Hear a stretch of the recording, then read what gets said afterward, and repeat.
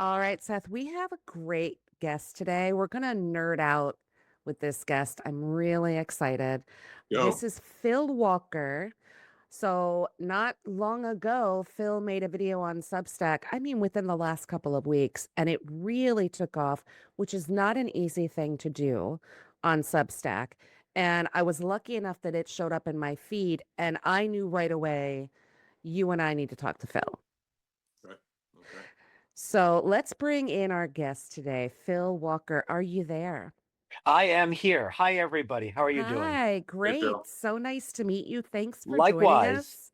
And do you Likewise. go by Phil or Philip? What do you prefer? Phil, please. Okay, absolutely. So Phil, Phil, if you're I angry with me. that's me. I'm Allie, but I'm Allison when Yeah. I'm in trouble. Yeah. So I saw your first video, your very first hmm video on Substack, which kind of blew up from Substack standards. I'm sure you must have been I I was surprised. I was floored. I thought this was going to be a friends and family thing, and I'm getting thousands of messages every day. That's wild and so cool because you have, as they would say, as Liam Neeson would say, a particular set of skills, right? So Yeah. you have a background in foreign relations. hmm And before we get into your background, Phil, my perspective as we find ourselves in Iran, in yet another Middle Eastern conflict, right? And all the offshoots that are happening around that as well. I often go back to Americans, I think, find the Middle East very confusing. Um, what is fed to us is really that the Middle East has endless conflicts. They have religious extremism and terror networks, right? I hmm think for the most part, that's what Americans think about when they hear about the Middle East. And yet we repeatedly find ourselves engaged in conflicts with different regions. So, can you talk to me just sort of, oh, first of all, how did you get involved in foreign relations? I know, Well, go ahead. sure. Well, two things I want to say. They're sort of related and they're sort of distinct. I'll take the sort of more atmospheric question first. Okay. That out of the past 35-ish years, I've probably lived 12 years in the Middle East, Okay. mostly Egypt, Palestine, and a fair bit of time in North Africa as well. And for the most part, it's not what you see on TV. Wrong. It's a part of the world full of really nice, really educated, moderate, decent people who want to just live and thrive and be happy. By and large, they like America, even though sometimes maybe they shouldn't, given Mm-hmm. some of the things that we do. And all the other stuff is also true. But my direct experience is what I just said. Yeah. There is And also extremism, there's also bigotry, there's also a large element of political instability and conflict, but it's a complicated area full of mm, normal people. yeah. And I think, I love that perspective, right? Because it is so far removed. I think we have a clear understanding of European countries and hmm European culture. But when it comes to the Middle East, it just feels so far away, hmm almost taboo. I think that is by design. Yeah. Um, and so I want to talk about what you just said that kind of stuck with me when you said, despite what we've done to them. And hmm so Seth and I talked not long ago, um, a little bit about the history of Iran and starting with Operation Ajax, right? Back in the I think it was hmm 1953. hmm And you probably have an even better understanding of that relationship and how it has evolved.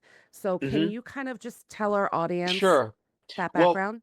you know, I'm not an Iran specialist. Sure. I was when I was in the foreign service, I was considered an Arabist, trained in Arabic, not Farsi. I have spent some time in the Farsi speaking world, but that was in Afghanistan, not Iran. So, like going back, Second World War, immediately post Second World War, Iran as a modern country was pretty much in the British orbit and never a colony, but definitely within the British sphere of influence. And in the very early 50s, Iran sort of got pulled into the growing Cold War great power standoff. And in that period of time, Iran had a democratic election and a democratically elected government, the Mossadegh government, that, among other things, was playing footsie with the Soviet Union, not a client state or anything like that, but trying to play both sides, basically, and also made moves to nationalize the British petroleum facilities in Iran. And the CIA overthrew the government. Mm-hmm. The Um, CIA along with the MI6, right? It was mhm, a joint mhm. operation, I believe. You may know better than I do. I wasn't there, didn't do that. Yeah. But installed the Shah that Mm-hmm. ruled until the Islamic Revolution in '79, and people remember that. Yeah. People remember that, and my impression of Iran is it's a country unlike any other in the Middle East, with the possible exception of Turkey. It's not an Arabic-speaking country. They speak primarily Farsi there, Mm. although there's also a number of other minority languages. We're talking a 3,000-year-old culture, a very proud history, a strong sense of national solidarity, and the kind of meddling that we've done elsewhere went over particularly ill in Iran. Mm-hmm. Yep, I see that too. I can understand how that could come to be. And so before we sort of talk about where things are at the moment, let's go Mhm. back in history. So I read that you said after getting way too much higher education, which I love that, by the way, Oh yeah, well, you Me decided too. to you decided to join the foreign service. yes. Tell me what that even means. So what that means is you're a government bureaucrat, basically. Okay. Is you take a test. If you pass the test, you take another test, and then if you pass that test, they put you on a waiting list, and literally years go by, and then out of the blue they make you an offer. Wow. And if you say yes, you're in. If you say no, you go back to square one. Is that Okay. easy? Yeah, it's that easy. It's that easy. So, I took the test, time passed. I thought this is never going to happen. I went to law school, and I got an offer to join the Foreign Service, so I did. And how did you asked how did I end up in the Middle East? Well, I I am of Lebanese heritage on my mother's side, Okay. so I spoke a little bit of Arabic at home as a kid, with with my grandfather. Mm-hmm. And I thought, oh, when I was in college, oh, I'll just take Arabic; it'll be easy. Ah, big mistake. Absolute faceplant. Mm-hmm. And so when I joined the Foreign Service, the last thing I wanted to do was go to the Arab world because I was afraid of trying again with Arabic. My Spanish was pretty good. And I thought, oh, Spanish speaking country be all right. And I actually bid on Stockholm. And I think Saudi Arabia was the next country on the list after Stockholm, or Sweden, not Stockholm, Sweden. Mm-hmm. So I don't know. They just stuck me into Saudi Arabia. And it's And like, s- oh gosh. and so when you pass this test, okay, Yeah. and they kind of accept you into this Yeah. foreign service program, Hmm. you don't necessarily have any control on where you end No, up, no. really. You have input, but they decide. And And so the timeline, just to get the timeline straight, is uh-huh. you take the first test, then you take the second test, then you have to do a security background check for the top secret clearance, Sure. which takes a significant period of time, and then they put you on the list, and you just go live your life until they're ready to make you an offer. Then they send you to Washington D.C. for junior officer training. I mean, this is civilian; it's not military. Right. So you do the junior officer training, and then when you get your assignment, they put you into language school. Okay. So I did my junior officer training. Then they gave me Saudi Arabia. Then they put me into Arabic language training. And, fortunately, I did a little bit better the second time around. And then I was posted to Saudi Arabia. And I arrived literally almost to the hour, the same time that Saddam Hussein invaded Kuwait Ugh. on August the 2nd, 1990. Wow. See, like that, my earliest memories of the Middle East are the Gulf War. Yep. Saddam. Yep. Everybody's Yep. scared of Yep. Saddam. As a 6-year-old, you don't know who Saddam Yep. is. You just know he's a bad man. Well, this is the thing: is I did my tour in Saudi Arabia, and then I was asked to do advanced Arabic language training, which I did. Mhm. And I spent some time in Tunisia, and then I was posted to Egypt. And then I loved Egypt. Actually, I like Tunisia as well. I loved Egypt. These are places my dad traveled to that Yeah. he also loved. Yeah. Yeah. It's a little funky. It's not Yeah. as quiet as Northern Europe. Mhm. A little more chaotic, but people are just so nice and Yeah. so helpful. A little pushy, maybe in the rug market. Yeah, especially Yeah. we're not Yeah. we don't have that. We don't have Yeah. that sort of open market Yeah. bartering system happening Yeah. really anywhere in America. So then it was Palestine for a couple of years. I'm trying to think. After Palestine was Iraq.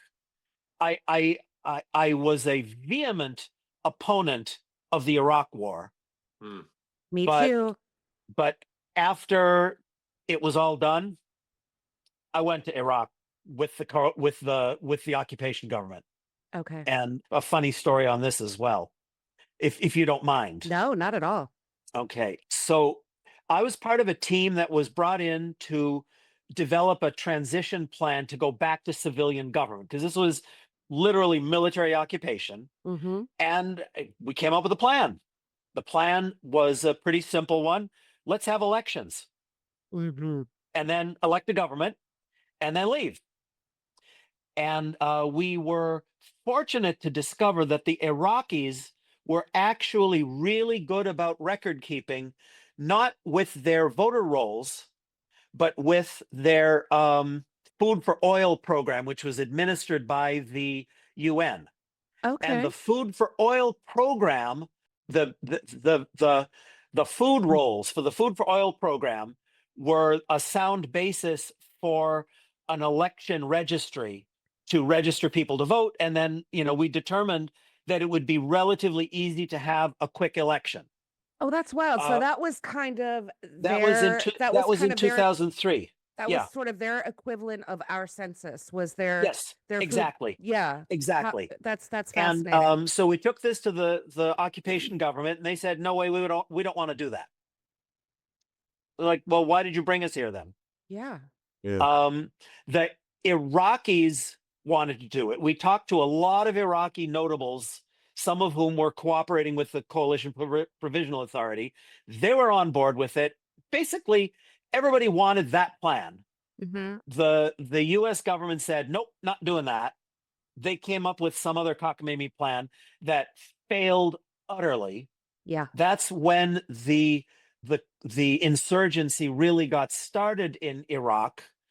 And then the US brought in the UN to come up with a plan. And then the UN basically recycled our plan for Mhm. elections like 3 years later. And it's very frustrating.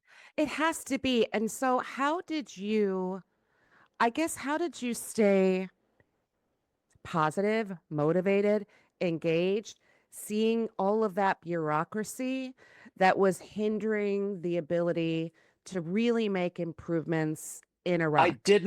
I didn't always stay positive. Okay. And I mean,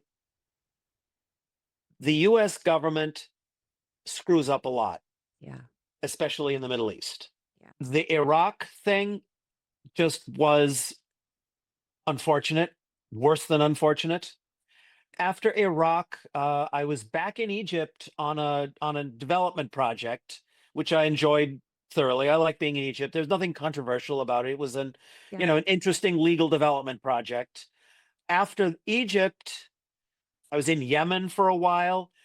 Yemen was my first time working for the British government. Mm. And I found the British government much easier to deal with than the American government. Not surprising. Yeah, Not surprising. I mean, we certainly have like a checkered past in the Middle East, and if I Yeah. may go back there just for a little bit, Sure. where were you stationed when H.W. Bush began the Gulf War? Where were you then? I was when H.W. began the Gulf War. I was in Riyadh. I was in Saudi Arabia. You know, Okay. like that's like literally, I arrived the day that Saddam went to Kuwait. Mhm. And then that was a wild ride. That was a wild ride. My wife was evacuated at some point in the course of the fall, after the first scuds started falling. The embassy didn't really want to evacuate the non-essential personnel and spouses and families and things like that because they felt it sent the wrong message. But then when the missiles started hitting Riyadh, I think they rethought that. Mm. And a follow-up I had for that was that, one of your videos that I like on Substack was talking about like a comparison basically between how we began the Gulf War versus how we've chosen to begin this conflict with Iran. And talk about that a little bit because Sure. we were much more congruent. We had a much better plan back then for the Gulf War than we seem to be. Well, doing here's right the thing. now. You talk about the H.W. Bush Gulf War, not the W. Bush Gulf War. I mean, Right. Correct. we've had so many Gulf Wars now, it can get a little confusing. Mhm. But the H.W. Gulf War, just to remind everybody, Saddam invaded Kuwait. Mhm. There was no justification for it. It was a violation of, treaties, international law. It was just naked aggression, like old school naked aggression.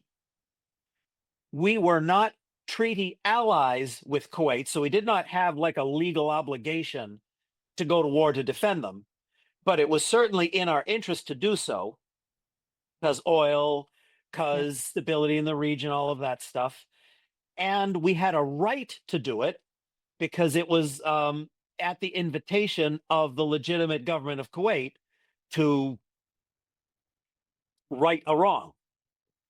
That was not necessarily even enough for H.W. Bush, who went to the UN and got a Security Council resolution authorizing the use of force.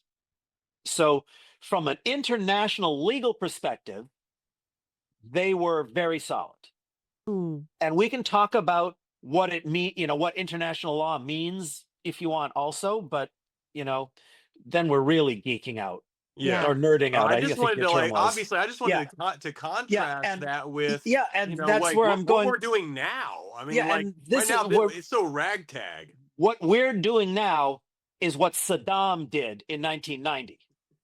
Bingo. We're doing the opposite of what we did in 1990. Mm-hmm. We're doing what Saddam did. We attacked without provocation, with no legal justification, and now we're in trouble. And it's very similar to what HW did when we invaded Iraq after, or George W. Sorry. It's more like what W did. W did. Although W, for what it's worth, at least had the decency to pretend that there was a good reason to do it, mm-hmm. and to ask for permission to do it. Yep. Which he got. Yeah. And he did. I remember those debates, and I was just so upset at some of the Democratic leaders who should have spoken up against it, but they didn't want to. They didn't want to be on the wrong side of the issue. And they ended up absolutely on the wrong side of the issue. Well, I remember so clearly. So I think it was your first video, you said how when it comes to foreign policy, a lot of foreign policy experts will sort of be condescending when they talk about foreign policy. Very condescending. And stay in your lane and let the experts do what they do. And what I remember about that time period was September 20th, 2001, when George W. Bush announced, you are either with us Yeah. or you are with the terrorists. And so when we were going through all of those, when they were making the case to go to Iraq, Yeah. it was all shrouded in, if you do not support what we Yeah. want to do, you are unpatriotic. Yeah.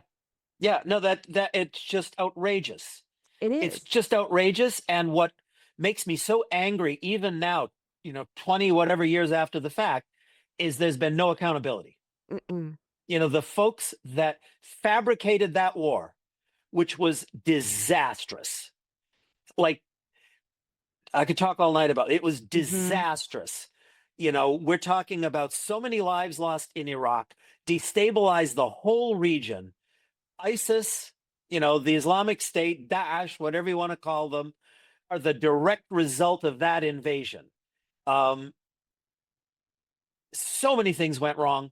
People lied. Some of them lied under oath. Others lied publicly. Lawyers who should have known better papered some of the abuses, and no accountability for any of it.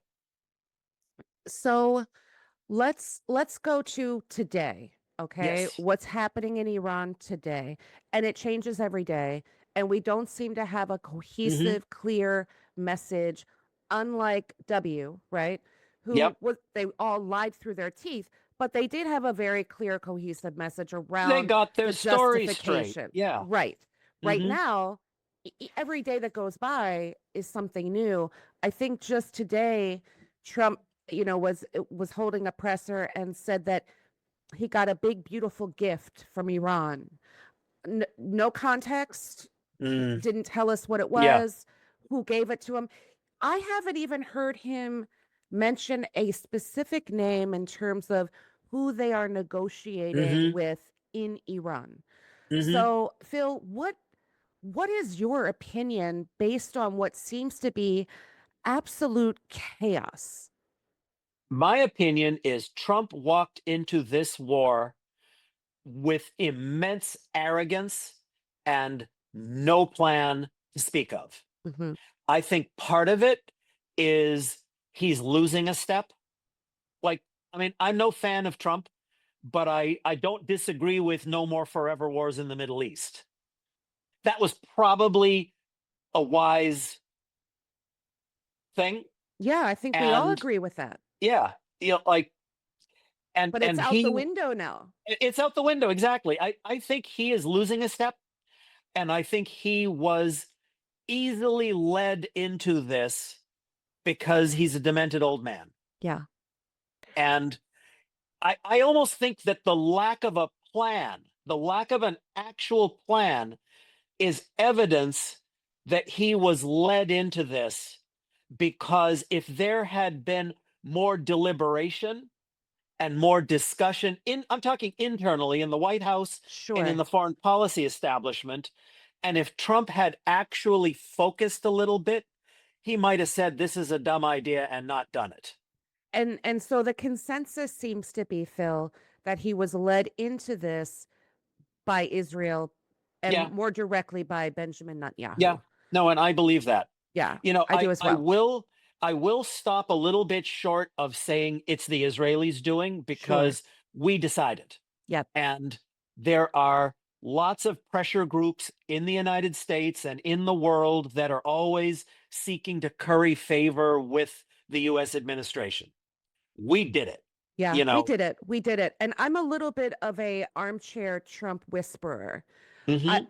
I just had I seem to I have had enough narcissists in my life that I can read him pretty well. Mhm. To me, he's desperate for an exit ramp. He is Yeah, desperate for an off ramp. I I think completely he agree. has quickly realized he has bitten off way more than he can Mhm. chew. Polling around what's Yeah. happening in Iran, very low, except for within his base, which will support him doing anything, Oh, including God. Can I apparently interrupt shooting you? someone on Fifth Avenue, right? Yeah. Can I Doesn't interrupt you matter. just for a sec? I Sure. completely agree. I especially agree that he wants an off ramp. Mm. And what he's discovering, to his chagrin, is that it's not entirely up to him. Not anymore, right? Not anymore. Not anymore. You've I think poked the the bear. Iranians have realized they have a little bit of leverage over him, so they're going to extract some concessions before they let him off the hook. And that's wild to think of. Yeah. That we began this act of aggression by bombing Iran and taking out their supreme leaders Yep. and the hierarchy beneath that. And now in order for us to get out of this situation, we are going to have to make concessions. Any guesses on what those might be? You know, I've been thinking about this a lot. I've been turning it over in my mind. And the only thing that I can think of that's realistic, I mean, the Iranians are going to ask for everything under the sun. The only thing that I can think of that's realistic is get back on track for nuclear negotiations. I mean, they agreed on a reasonable deal with the Obama administration, whatever, 8 years ago. It was a good plan. They stuck with that plan. They might be persuaded to go back to something like that plan. They're not going to do it under duress, you know, when there's bombs falling. They're just not going to. So what I think would probably be the best possible deal under the circumstances for all sides is a solid guarantee that the United States and Israel will not attack Iran again within some reasonable period of time. And that would require a treaty of some sort, I'm assuming. It wouldn't necessarily require a treaty, as in like a legal document, but it would require a guarantee from a country or a couple of countries that have the ability to the U.S. and Israel in line. Why would Iran even be incentivized to believe a commitment like that coming from U.S. and Israel? That's the thing. They aren't. Trump's gonna lie. We've already ripped them off twice already. Like literally. We have no credibility with the Iranians or anybody else. So this is why I say there needs to be a third party that has enough clout to make it painful for us if we don't live up to our agreement. Okay. And that country would probably be Saudi Arabia. Okay. And Trump's already been caught saying like, "Oh, we've had productive talks." Yeah, but he's lying. Like, he's gotta be lying. No. He's lying. I'll tell you what happened. Like, I'm speculating, of course, but Trump said it, and then his staff said, "Oh shit," and then they started calling, trying to get somebody in Iran on the phone, so that they can't be called liars. It's unbelievable that this is where we are as a nation. Yeah. And I got to be honest, guys. Yeah. What my nightmare scenario is here, and is like a Vietnam type of ending. And obviously, we're not in Iran as long as we were in Vietnam. But it's almost like a thing where we realize we're losing. Yeah. And we got to get out of there. And like Afghanistan. And what did we do? Yeah, in Afghanistan too. Like, what did we do with Vietnam? We carpet bombed and we got the hell out of there. And that seems like a very Trump exit. Like, carpet bomb everything. We're out. Mission accomplished. I mean, that's war crime. That's like serious war crime territory. And I mean, destabilize the region even more than it already is. Yeah. Iran is a fairly large country. It's multiples larger than Iraq, and things didn't go so well in Iraq. It's multiples larger than Afghanistan. Things didn't go very well in Afghanistan. And unlike Afghanistan, Iran is a developed country. The whole first world, third world phraseology is kind of old fashioned, but Iran is a very developed country. They've got a high education level. They have an industrial base. They have the ability to make nuclear weapons. That says it all right there. They have some of the best computer hackers in the world. Some of the best computer hackers in the world. Yes. Their strategy, as best I can tell, is quite an interesting one. They are holding their fire as much as they are able to You know, they are shooting, and actually, I follow a lot of foreign media, and things don't get into the American media that get reported in, you They know, do Al not. I'm Jazeera, listening for to, example, yes, Japanese press, even, you know, Israeli press has better coverage than the US press. Like I agree. there's That's how I start my yeah. morning, Phil, every day Hmm. Yeah. is Al Jazeera, BBC Live. Like Hmm. I'm trying to get the information to start my day Yeah. because I know I'm not going to get anything out of American No. media. No, and I mean, American media consolidation and the withholding of information is another conversation that we could Yes. have. Yeah. But we don't know everything that's happening unless you dig really deeply. And even then, we don't know everything that's happening. Hmm. We absolutely cannot win a war on the ground in Iran. Just it's physically impossible. Yeah. It is physically impossible. When they talk about regime change, that is not likely to happen. Hmm. I mean, we just don't have the physical ability to do it. This is not Venezuela where you've got a deal on the side and you just go snatch the president and then make nice with everybody.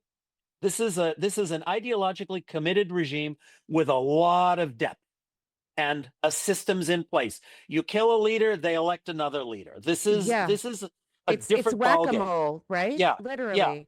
And what Um, I'm hearing is even if we sent all of our troops, literally all of them, and everyone in the National Guard, everyone in reserves, it still would not be no, sufficient to no, win a ground war in Iran. no. It is just not going to happen.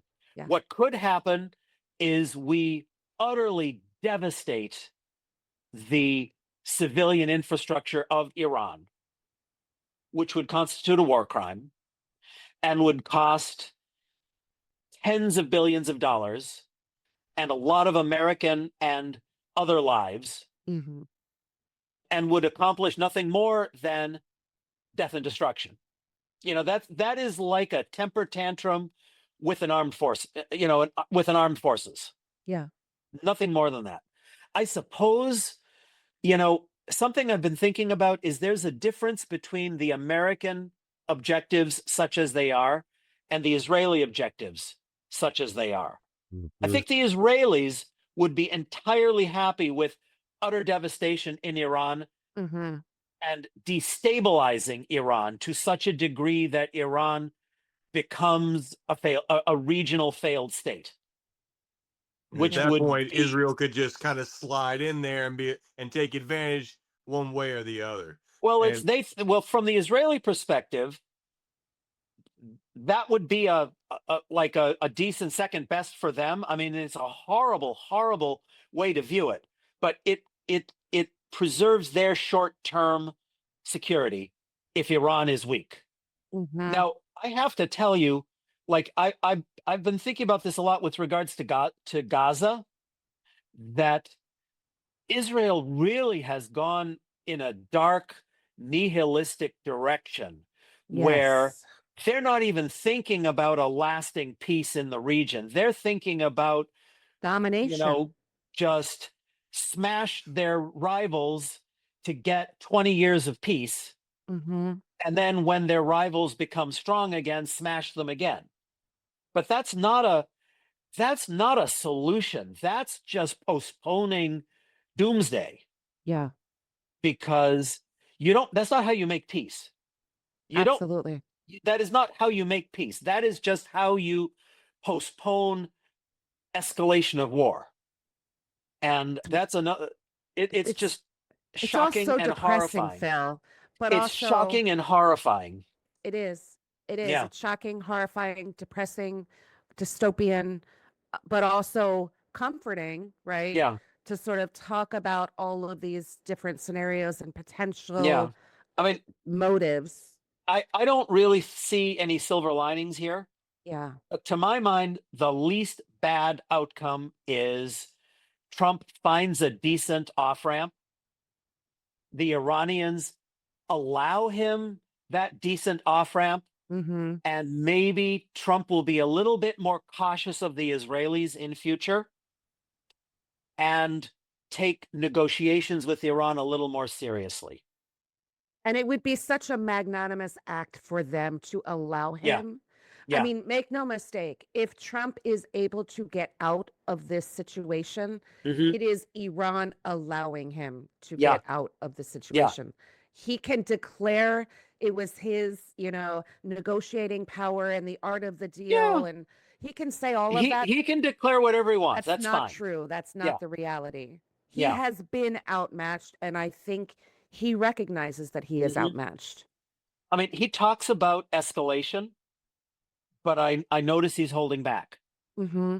You know, Yeah. I think Iran has some capacity to escalate as well, and Trump realizes it, and he's already being hit Yeah. where it hurts, which is his pocketbook. Yeah. And You all know, of ours.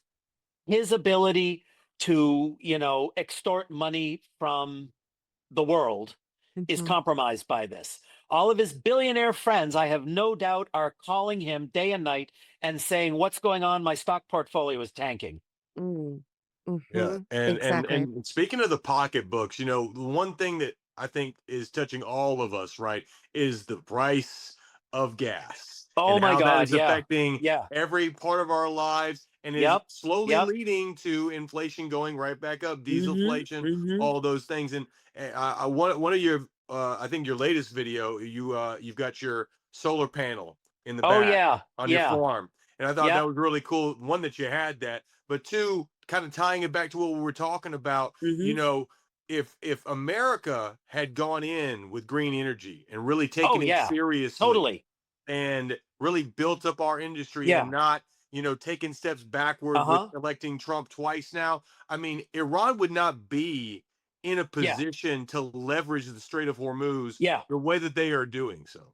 That's exactly right. That's exactly right. I mean, we're probably going to need oil for quite a few years in the future, Sure. but it's just common sense. If you don't put all your eggs in one basket, if you diversify your investments, you spread out your risk. Like you go to Vegas and you're gambling, you want to spread out your chips a little bit to play the odds so that one bad number doesn't wipe you out. Yeah. And we haven't done that. We could have Mhm. done that. We could have done that in the 70s. We could have done that in the Yep. 80s. We could have done Yep. that in the 90s. It's like the minute we get past the immediate crisis, it's like, do what's easy. Yeah. For a change, I would love to see us do what makes the most sense with a 5-year or a 10-year or a 20-year perspective rather than just do what's easy. I agree. I think we all agree on that. Mm. Phil, before we talk about, first of all, this has been delightful. I hope we can have you back again because Sure.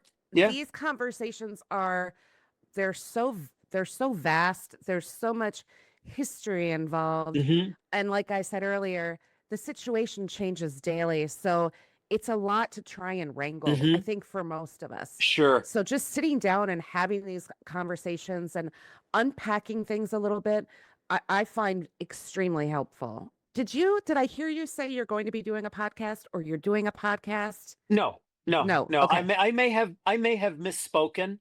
Okay. Look, I'm new to all this stuff. I get it. I'm still figuring out how Substack works. Yeah. Well, it's working for you. Yeah, You're doing quite apparently. well Yeah, over there.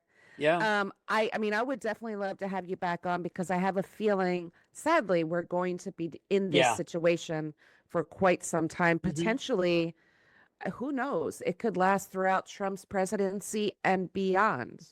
What do Well, you think about the timing? uh, I think that one thing that we can look at in the near future that is relevant and give us an idea of where we're going with this is Trump's supplemental budget request. The what was it, $200 billion that Another he 200 asked billion. for? Yeah. Yeah. That's insane. That is Mhm. far more than we spent in Afghanistan in a year or Iraq in a year. Like, war is expensive, and the way we do war is really expensive. And even by those standards, that's a large budget request. Like, I doubt they actually have numbers to back that up. I think I think it was simply they knew they needed to go back to the Congress for more money, so they just made up a number. Well, I mean, And it's been even more confusing. Like, Yeah. are we scaling down?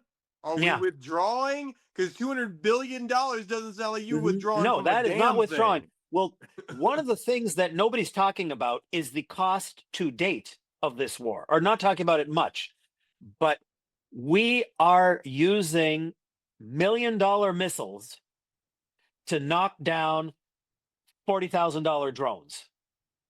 And they have a lot of those $40,000 drones. yes. And they have the capacity to manufacture them as fast as we can shoot them down. And they're getting support both from Russia and China to keep this war going. You know, Trump walked into a trap. He really did. He walked into a trap, and now he's asking to be released from the trap without any humiliation. And I don't know if they're going to let him do that. I mean, And but, I don't, not only are they going to not let him do that, I don't think he's capable of doing that. yeah. Yeah. He's making no friends in the media. I mean, he's losing No. support left and right. He's losing guys like Tucker Carlson Yep. and Nick Fuentes. I know. Like, it's a red bell alarm. Yeah, you know, that's something to go back to something you said earlier, Allie, that I was going to comment on about his core base still supporting him. I'm not even sure if that's true. I think there's a big difference between, you know, admitting you're wrong and coming out and saying, you know, the man's a con man and a fool, Sure. and saying, well, you know, maybe he was led into this by unscrupulous advisors or something like that. I think if you Lindsey get Graham. past the facade, if you get past the I want to hold my position and root for my team, you might hear a few different things. I have a feeling, if anything, because he's already laid the groundwork for this by saying that Pete Hegseth was the first person to speak up in support of invading Iraq, of attacking Iraq or Iran. Sorry. Yeah. I have a feeling if there's any way out of this, because we know Trump cannot withstand the humiliation. It will have to be a fall guy. It will I have to see be a where fall you're guy. going with this, Yeah. and that would also be a silver lining if Yes. they throw Pete Hegseth under the bus. Yeah. If anyone deserves to be under the bus, it's him. Yes. Exactly. Yes. And Yep, I like that. I think from Trump's perspective, that's probably his only real off ramp. But to go back to the supplemental budget, I would be really interested to see what number they finally come up with, because that'll tell you what their plans actually are. And I would like to see who votes for it. I hope no Democrats vote for it. Me too. And I hope a good number of Republicans do not vote for it, because we can't even afford it, Phil. Yeah. No, we can't. We can't this. afford it. You're Absolutely basically not. solvent at this point. Yeah. Like, no, it's whoever does vote for it, they're gonna have a taste for king crab. Yeah. Just a guess. Yeah, for sure. I think whoever votes for it needs to hear about it big time in November. Yeah. Agreed. And that's what we're working on separately. This conversation was sort of a very welcome derailment. We've been interviewing grassroots progressive candidates all across the country, trying to platform them so people get a chance to know them. There's a lot of great people out there running right now that don't have a national platform and don't have corporate dollars and don't have foreign interest money. But this was just, I had to talk to you. I feel like we're all talking about Iran. We're all worried about what's going to come next with this situation. And this conversation has been really informative. And I really hope that you'll come back and talk to us again. I would be happy to. I'm very flattered to be asked to come on.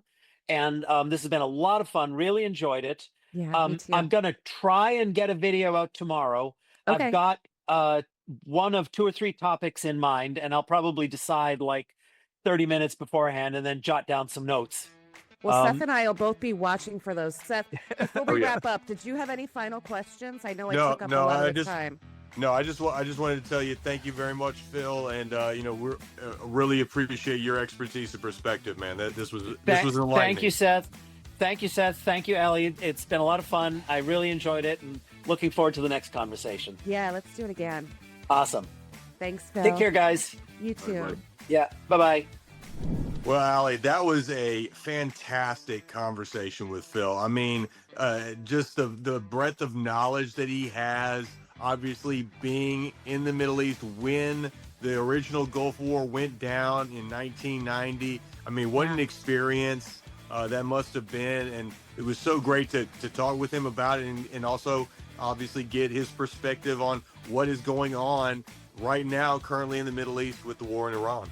Yes, Seth, 100%. And, the thing I really appreciated talking to Phil about was not only the situation that we're in Iran right now, but the way that he was able to speak about it with, with his experience and with such honesty and frankness that we're not hearing from our media here in America. He's calling a spade a spade. He is saying, listen, this is what's happening. This is really the only potential ways out of this situation that we shouldn't be in to begin with. It was just really refreshing having that conversation and hearing someone say those things that I think so many of us are thinking and feeling. Yeah, I mean, there's a lot of talking heads on TV that want to talk about it and have an opinion on something, but Phil was there. Mm-hmm. Okay, Phil knows these people. He knows people in Egypt. He knows people in the UAE. He knows people all over the region. So, I'm very excited that we got to talk to him, one, and two, that we can kind of lean on him for some good insider knowledge in the future, as this war continues to develop.